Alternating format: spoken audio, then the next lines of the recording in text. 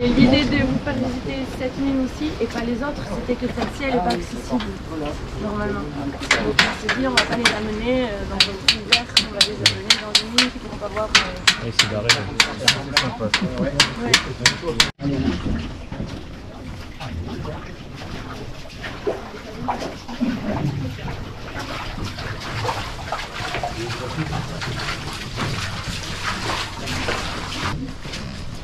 Bon, ça va, les antégens, c'est vite, vous avez creusé où? Ouais, ça va. Ouais, après il a des repères. Oui, le portable, le projet photo. Un affluent. Ouais. Voilà, d'accord. On a fait descendre. J'ai là, l'entrée est là, petit point là, et on a fait cette partie de la galerie. Donc on dit que c'est une galerie romaine, parce qu'en fait, elle a été percée donc, au début de notre ère, pour aller rejoindre un filon, le filon de Bergobzum, qui est là-bas. En même temps, il y avait une autre équipe qui travaillait en haut des prospecteurs, et les prospecteurs ont trouvé un filon, qui va devenir le filon des Trois Rois, hyper riche. Et donc ils ont dit, hop, stop, on arrête, on va plus vers Bergobzum. Et ils ont fait tourner la galerie pour aller rejoindre le filon des Trois Rois. Donc c'est pour ça que la galerie tourne. Non, c'est l'archéologie parce qu'on n'a pas de documents. On en a pour les 18e, à partir du 18e siècle, mais avant on n'a rien. Donc avant on va tout faire. Faire des recherches Ouais, sur les sites. voilà. En fait, Le problème, c'est les reprises aussi. Ouais, mais les reprises, on va en parler plus tard, mais c'est ce qui, en fait, nous, notre objectif, quand on voit des... Parce que là, tous les vides sont artificiels, il y a ici, hein, tout a été creusé manuellement. Et donc, notre but à nous, justement, c'est de savoir, d'avoir une chronologie relative. Qu'est-ce qui a été creusé, après quoi, enfin, dans quel ordre on a creusé tout ça. Et on arrive comme ça à réécrire l'historique de l'avancement des travaux, et donc à les dater. Relatif. Et après, on a les documents du 18e pour savoir que telle partie est 18e, etc. Et on a après des méthodes de datation archéologique pour les périodes plus anciennes. Où si on trouve un bout de lampe, on sait que cette lampe elle est fabriquée entre 25 et 45. Le montreur c'est hyper précis. Hein. La céramique est hyper précise pour les portes quand même. Elles sont prises du plafond. Voilà. Ouais. Donc il y a plein de lampes. Et foncées. Et plus les embauches sont taillées en hauteur. Sinon, en règle générale, la moyenne c'est la hauteur d'épaule.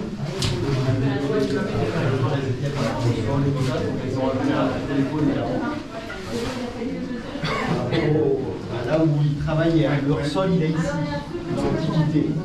Ça c'est rabaissé au XVIIIe siècle, on voit les tirs de c'est-à-dire sans minerai. Quelquefois on a suivi des failles, comme ici sur les derniers mètres où les mineurs ont suivi une faille. On observe le miroir de faille sur la gauche.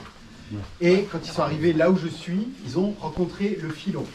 Le filon, on en voit une partie au plafond là, le blanc c'est du quartz. Et quand vous serez là où je suis, on voit bien qu'il y a une structure géologique qui est inclinée comme ça. Et, derrière toi, on le voit dans le pilier. Ouais, partout, le filon il est ici, on le voit dans le pilier là. Le filon il est là. Le filon, un filon c'est quoi? Un filon, en général, c'est une faille qui s'écarte un peu, et dans les aires géologiques, il y a des fluides hydrothermaux qui circulent à l'intérieur, donc des fluides à très haute température, à très haute pression, et qui vont apporter des minéralisations. Ici, c'est principalement du quartz, avec de la chalcopyrite, mais il y a aussi du fer sous différentes formes. Chalcopyrite, c'est un carbonate de cuivre. Et puis, on va avoir d'autres choses, du manganèse et d'autres impuretés. Ce que les mineurs ont recherché, c'est le cuivre. Donc, ils vont devoir, dans cette faille, qui peut être quelquefois très fine, et d'autres fois beaucoup plus grande, ils vont extraire le minerai. Donc, le trou qu'on va voir, il n'est pas forcément représentatif du volume de minerai qui a été extrait, puisque là on voit bien qu'il y a une grosse bande de quartz, mais c'est pas ce qu'ils cherchaient. Donc une des difficultés, c'est d'estimer la production, puisque le cuivre, il peut être présent sur 1 cm ou 50 cm ou 1 mètre. Mais ça, on ne le sait pas, puisqu'ils ont enlevé ce qui était riche. Évidemment, ils n'ont pas laissé pour qu'on puisse savoir. Ah, c'est vous là-haut? Ah. Oh.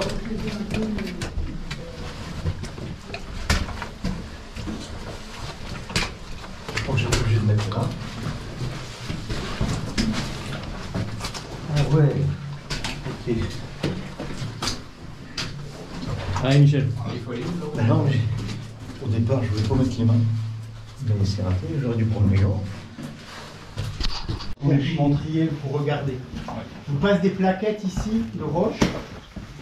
Ouais. Et regardez, donc on voit bien le quartz en blanc, la roche encaissante, et surtout ce qui est intéressant, c'est la forme. Vous voyez, c'est pas des blocs, c'est vraiment des plaques. Ouais. Plaques. Ça se délite, ouais. C'est très pourquoi c'est intéressant. Donc là, on est dans un ancien chantier et on n'en voit qu'une petite partie.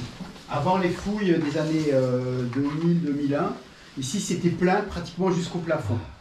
On a tout vidé et on a tout jeté dans la galerie. À un moment donné, le sol il remonte, on marche sur des remblais. On a jeté une partie là, une autre partie ailleurs. Le but des fouilles, c'était de comprendre le remplissage et de dater et de voir aussi l'ampleur des volumes. Parce que là, depuis la galerie d'entrée, quand on a rencontré le filon, nous on est monté là de 3-4 mètres. Donc sous nos pieds, il y a au moins 3-4 mètres de déchets miniers qui masquent aussi le chantier. Mais là, ça continue sur au moins 20 ou 30 mètres. Tout à l'heure, on va aller de l'autre côté pour voir la suite. Et par là-bas, ça continue un petit peu également. Et en hauteur, ça va très très haut. Là, c'est un effondrement, mais ça va encore au moins haut, sur une dizaine de mètres au-dessus de nous, peut-être plus. Bon. Vous voyez la forme des parois ici devant, là-haut, c'est très lisse et c'est arrondi. Hein, un peu comme dans les galeries creusées par l'eau. En fait, ça c'est caractéristique du travail par le feu. Alors pourquoi le travail par le feu?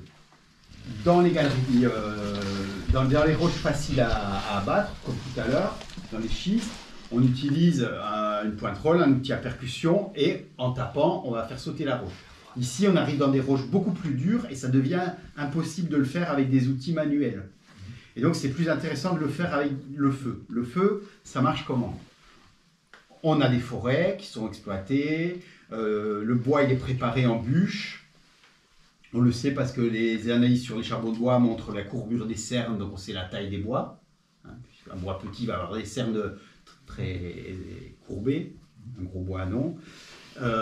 Ce bois, il va être amené sur le frontail, disposé dans un bûcher construit, et on va allumer. Le feu va générer une forte chaleur qui va dilater la roche dans la profondeur. Mais comme la dilatation ne va pas être la même dans toute la profondeur, on va faire ça va faire des fractures et qui vont détacher les plaquettes que je vous ai montrées. Et donc ça, ces plaquettes, c'est caractéristique de l'abattage par le feu. Contrairement aux blocs qui vont être abattus manuellement. Pour qu'un feu marche bien, déjà il faut que le bois il soit bien préparé. Les analyses des charbons de bois qu'on a faites montrent que le bois il était bien sec, bien stocké, on ne trouve pas de trous d'animaux qui l'ont mangé, c'est pas du bois à ramasser, c'est vraiment une gestion de la forêt. Et pour qu'un feu brûle bien, il faut de l'air. Donc l'air va arriver par le bas, alimenter le feu, mais il va falloir évacuer les fumées. Et donc plus loin, on va vous montrer, il y a une cheminée d'aérage qui monte jusqu'à la surface. Ça veut dire qu'il y a eu un travail préparatoire, bon, pour arriver jusque-là, on comprend bien, mais aussi pour creuser une cheminée, pour permettre l'évacuation des fumées et d'amener de l'air pour les gens qui travaillent. On peut, dans un chantier, allumer plusieurs feux en même temps, mais ensuite il faut partir, parce qu'il y a quand même, tout est enfumé et on ne peut pas respirer. Allez, vas-y.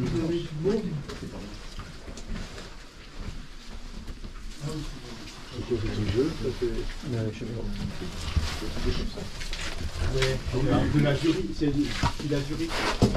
Eric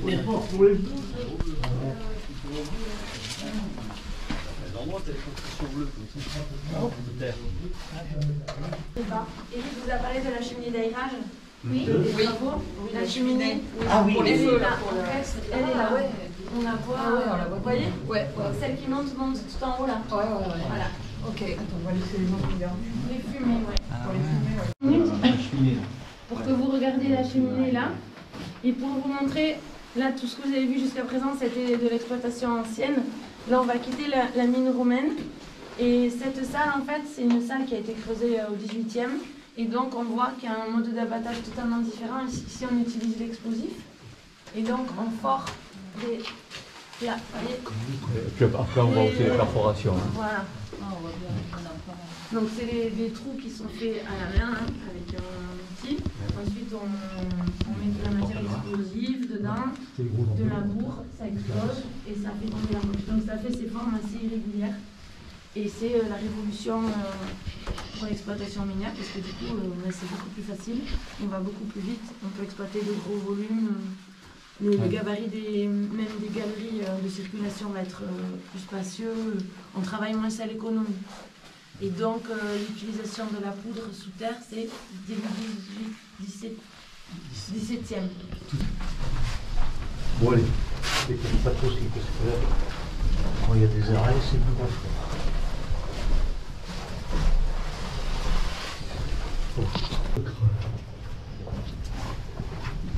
Mais c'est-il l'eau qui est montée jusque-là? Ouais, je sais pas.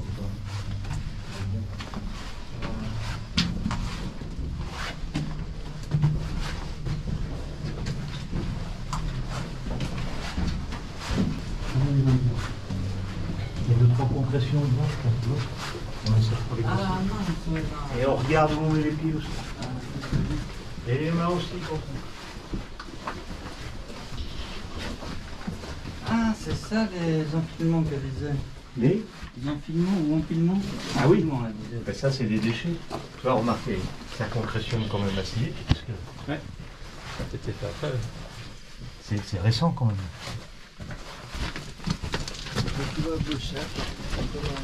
Hop là, heureusement que tu sauté.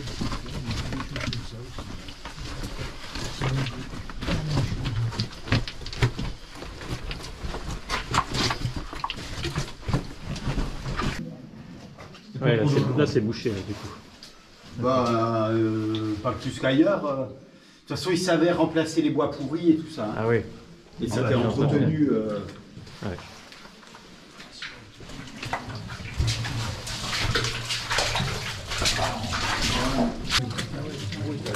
Donc ils avaient des brouettes et on pouvait passer sur les planches pour que ça roule bien. Ils n'avaient pas de pneus, hein, c'était des brouettes comme chez les vieux, là, avec des roues en bois et un cercle en bois.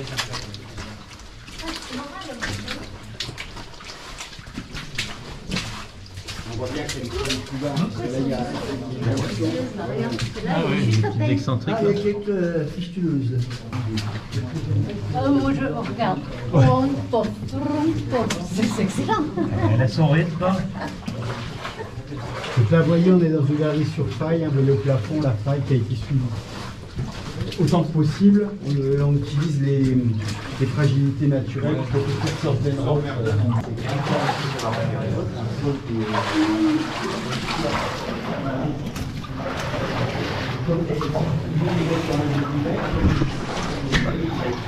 Tu veux pas remplir tes bottes, Michel?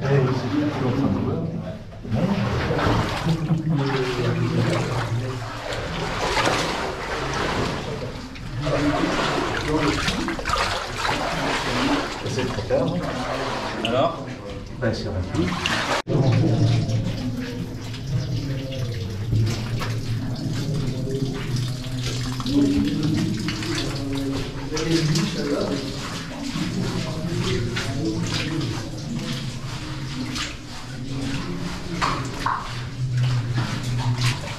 C'est sans quoi? Ouais. C'est comme une odeur. D'odeur de poudre. De soufre un peu. Ah, de soufre. Je m'arrête pas.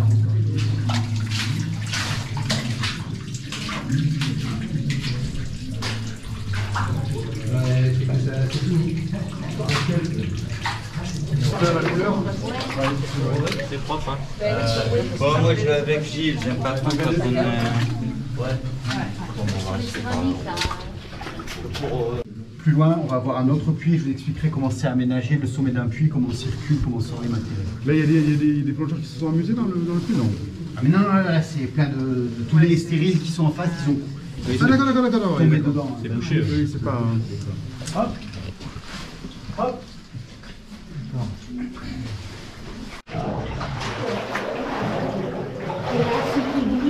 Ah oui, là, c'est le bain, là. Pas au Cairn. Au Cairn, c'est tout droit.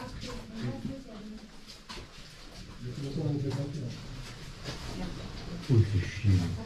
Quelqu'un a son fond? Sur un chantier au contact,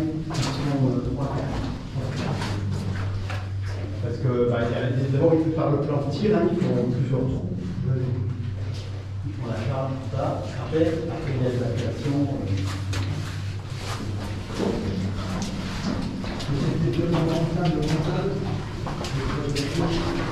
On disait qu'on allait aller voir la mine des Trois Rois et on a changé de filon. On est sur le filon de Bergodon. Donc on est sur ce filon-là. Ici. Circulation pour les piétons, mais également le minerai. On a vu les voies de roulage, les voies de brouettage. Tout ça, c'est à l'horizontale. Verticalement, eh bien, il faut aussi transporter le minerai. Alors, quand on a des chantiers supérieurs, ce qu'il y a là-bas, mais on ne va pas y aller aujourd'hui parce qu'on n'a pas le temps. Le filon, il est vertical et donc il va être découpé en secteurs, ce qu'on appelle le traçage. Une fois qu'on a bien compris quelle est la géométrie du filon, comment on va l'exploiter, on va le découper en secteurs et garder des systèmes de circulation verticaux. On va garder des puits ou pour le personnel, ou on appelle ça des puits de jet, c'est-à-dire qu'on va garder pareil, comme des couloirs verticaux et on va jeter le minerai dedans qui va arriver en bas. En bas, on va avoir une trémie qui va permettre d'avoir une trappe. Et quand le wagonnet est là, on ouvre, ça remplit et puis ensuite on fait sortir. Dans les puits, comme ce qu'il y a ici, on va pouvoir remonter des matériaux. Le puits il est divisé en 3 espaces. On voit ici, il y a l'emplacement d'une poutre, qui a sa copine là-bas. Ici, il y a une autre poutre, sa copine elle doit être là, et la 3e poutre elle est vers ici. Donc on a un compartiment ici pour le personnel, avec un cuvelage, des bois, un peu comme ce qu'on vient de voir là-bas, pour protéger le personnel. Et ici, on a la circulation des matériaux. Donc sur ces 2 poutres, on va avoir 2 montants et un treuil avec une ou 2 manivelles qui va être installée. Quelquefois, on voit un élargissement de la chambre. Mais là, la chambre, elle est déjà assez vaste pour pouvoir passer les mains de la même manière. Alors, ici, on ne voit rien de tout ça, mais des puits comme ça, on en voit d'autres et on en a fouillé qui étaient sous l'eau et on voit le treuil en place et tout. Donc, on sait comment c'est fait.